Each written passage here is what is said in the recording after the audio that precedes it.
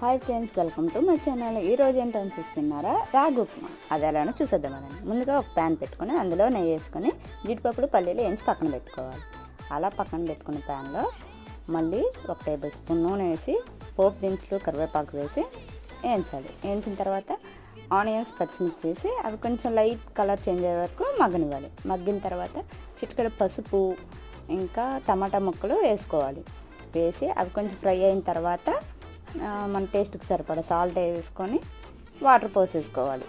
Water పోసేసి కాసేపు అలా మరగనివ్వాలి.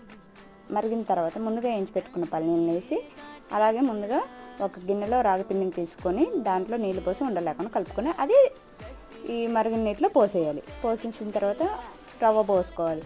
ఉండలేకుండా కలుపుకుంటూ ఉడకనివ్వాలి.